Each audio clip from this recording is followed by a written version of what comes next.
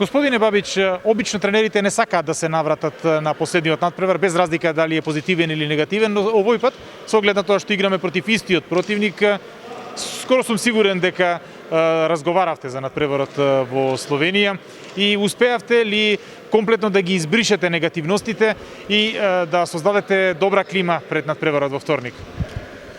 Ono što je meni važno kao treneru, mi smo napravili dobru analizu utakmice, vratili smo dobar mentalitet, pobjednički mentalitet. Vjerujem da je odlična ova situacija za cijeli tim, za cijeli klub.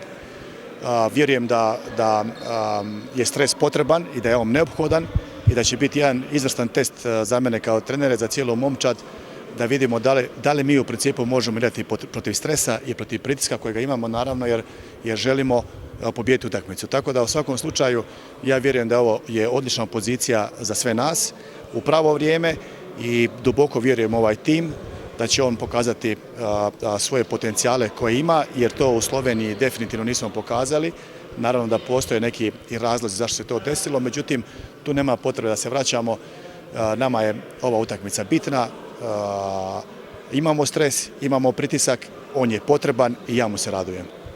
Гледам дека има добра работна атмосфера, дека има хемија во тимот. Дури на првиот надпревар не видовме некој посебно изненадување од составот на тримот Требње, но преголеми беа проблемите со кои што Еврофан Перистре се соочи, премногу промашени зицери, премногу технички грешки, премалку интервенции на голманите. Зошто се случи тоа кога сите очекуваа дека нивото на квалитативен ракомет ќе се зголеми од едно полувреме на две, екипата да се блокира со еден збор?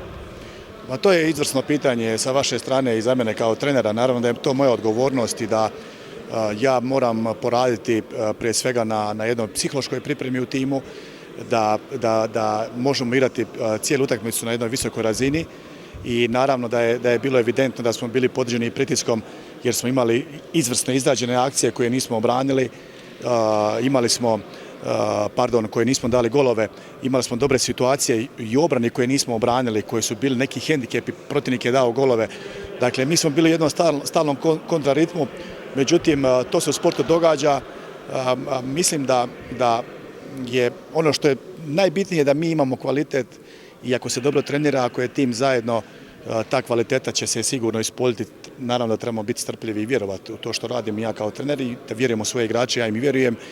I rekao sam, strahovito se radujem ovoj utakmici, bez obzira što možda dolazi u jednu situaciju koja nama nije baš najbolja, ali upravo iz problema se rađaju mogućnosti.